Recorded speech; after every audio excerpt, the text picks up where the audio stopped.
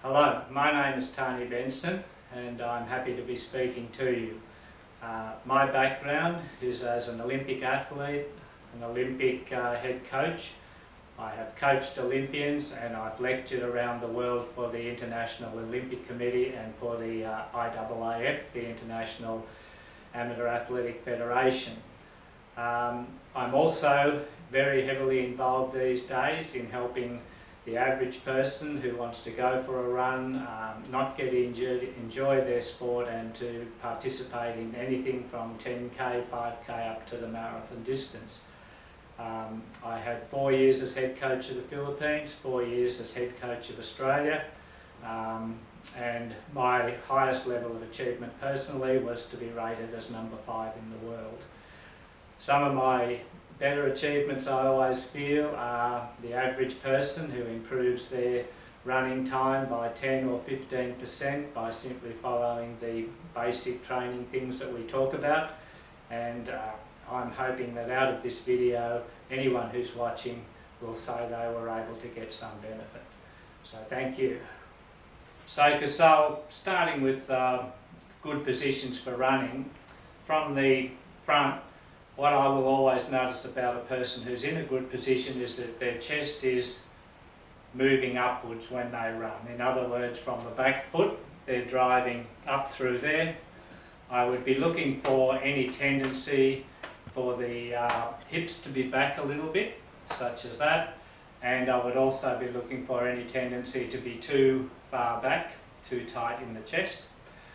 I would be looking for the arms to be in a position about that angle where you can see the thumbs are approximately level with the chest line there, and I don't like to see an angle like that when people are running. So if we went back and we talked about it from the side, I would be looking at someone who's nice and tall through here.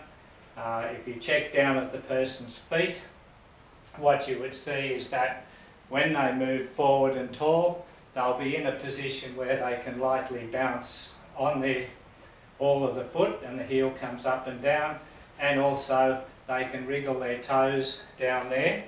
If there's any tendency at all to grip with the toes, that means you're too far forward. If there's any tendency not to be able to get up in that position, then your position is too far back.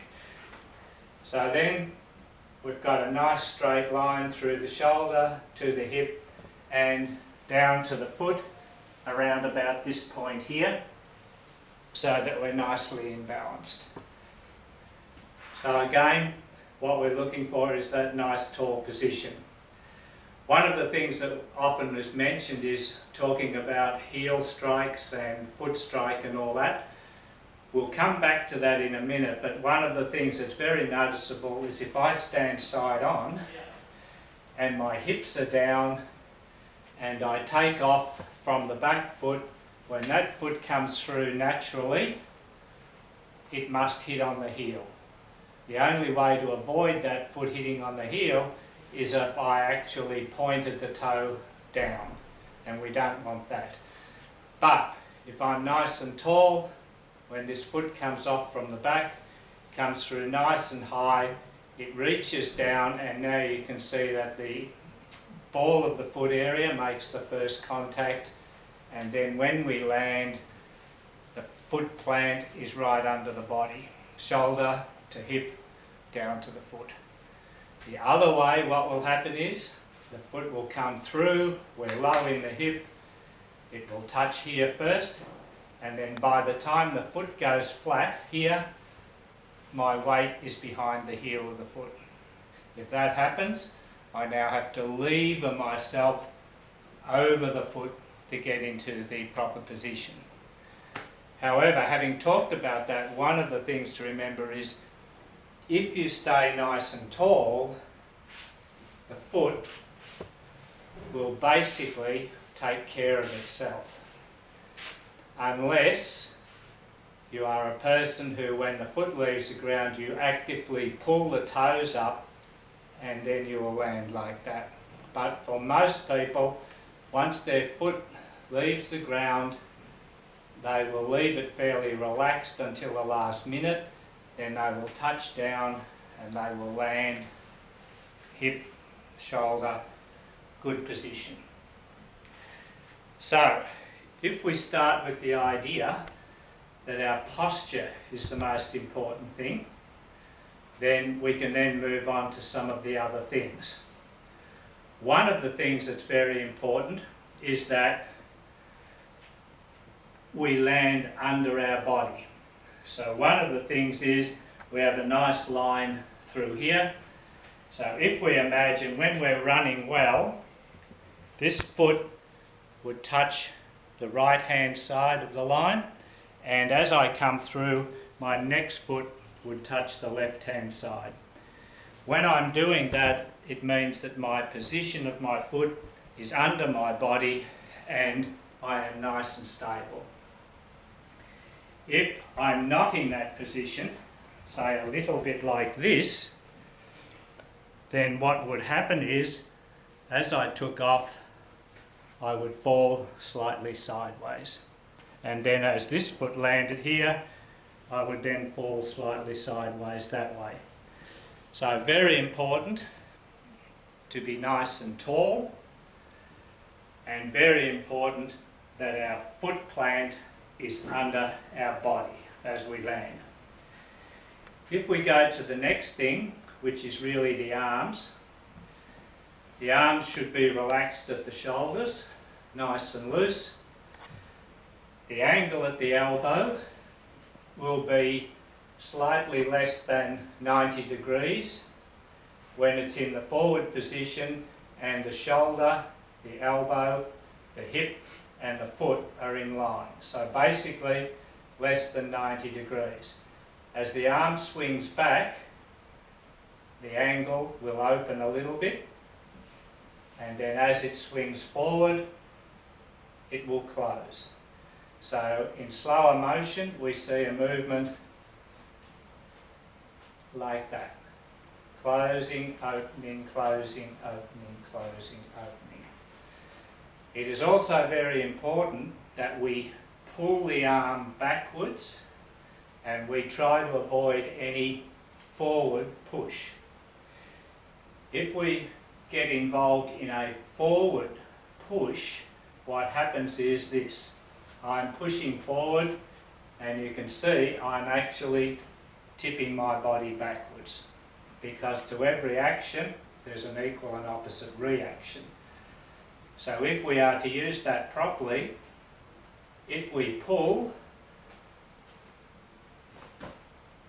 you can see that I pull myself forward without any effort. So the whole idea is to pull and then relax here, let the arm swing back, pull, let the arm swing back. So with this arm I'm pulling, this arm I'm pulling, and the relaxation is bringing the arm forward. You'll notice that the angle at the elbow can decrease quite a lot, and if you happen to be a sprinter, you would probably see something like that, because the arm will actually swing right up here so they get enough power to swing their arm right back. The other thing about the arms is that if we are looking perfectly straight on and I am a sprinter, my arms will come straight past my body, up to my shoulder and straight back. The slower I'm running, the more like 5k, 10k marathon, the more the arms will not swing as far and they will swing towards the centre of the body.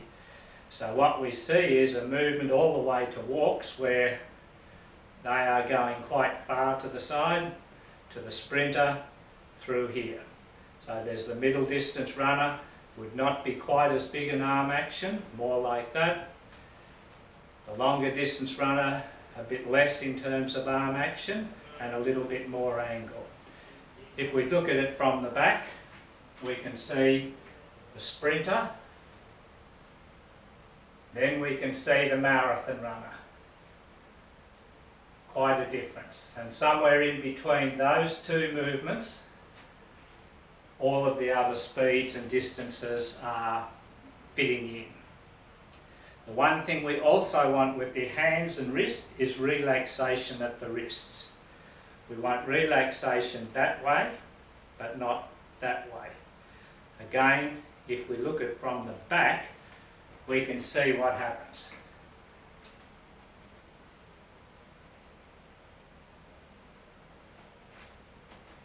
By keeping that wrist in a cocked position, that way it keeps our shoulders moving in the right position.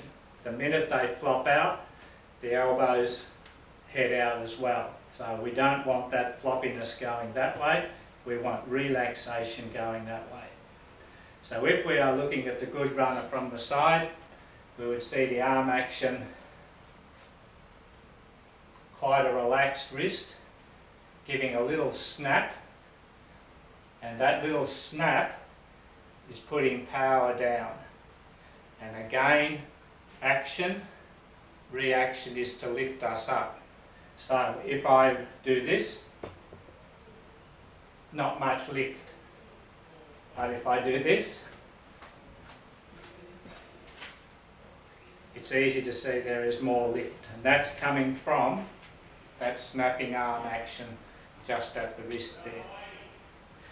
So basically, those are the key things: to stay tall, to be slightly forward so you're bouncing on the ball of the foot, your arms angle at the elbow is less than 90 degrees when it's elbow on the hip, and from there you can think about beginning running.